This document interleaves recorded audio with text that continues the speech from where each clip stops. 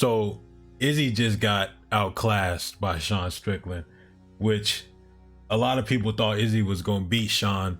If you bet on Sean, nobody expected Sean to shut down Izzy the way he did. He checked all the leg kicks later on. He defended most of the strikes that was coming his way. But prior to this, yeah, me like everybody else thought Adesanya was going to beat him up, smoke him, whatever, because all the tools Adesanya has and the lack of tools that Strickland has shown.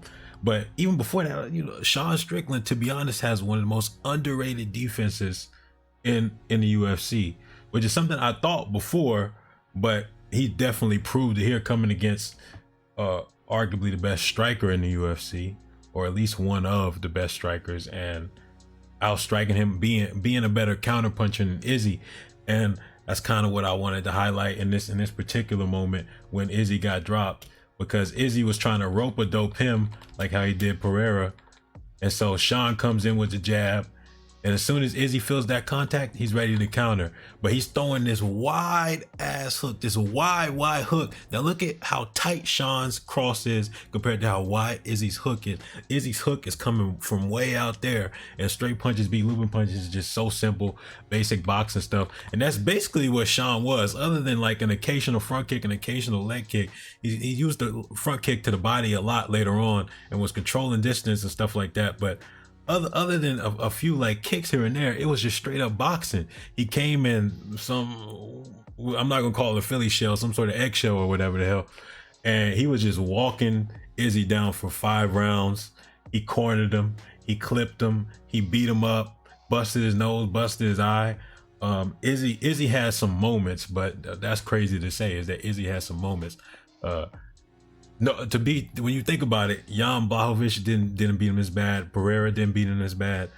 Nobody's been able to beat Izzy the way Sean has. And I guess the key might be, you gotta be defensive enough and make Izzy initiate stuff, because he's not comfortable initiating a lot of times, particularly against somebody who has one of the more underrated defenses in the UFC.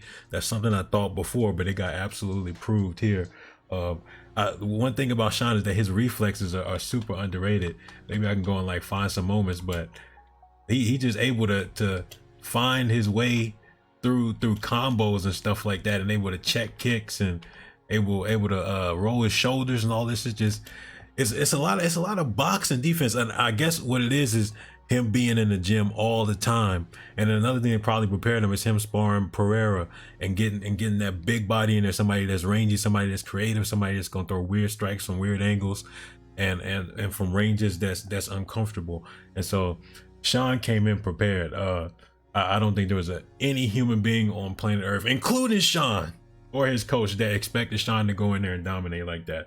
His coach said it was a nightmare matchup. It looked like the opposite. It looked like Sean was a nightmare matchup for Izzy.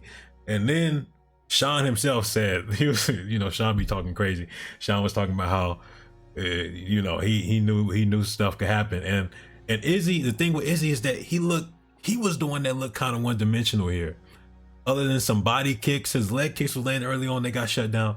But he was basically looking for the double Pereira, where he would either throw the two things they did against Pereira, where he either throw the 1-1 and try to get the 2 over top of the lead shoulder. That was one thing he kept trying to force, and they landed a couple times, but it wasn't really there. Or the other thing he would do is he would stand up against the fence and try and make Sean come in, and he try and rope it him. But we saw what that got him. He got absolutely dropped, and he was hurt bad.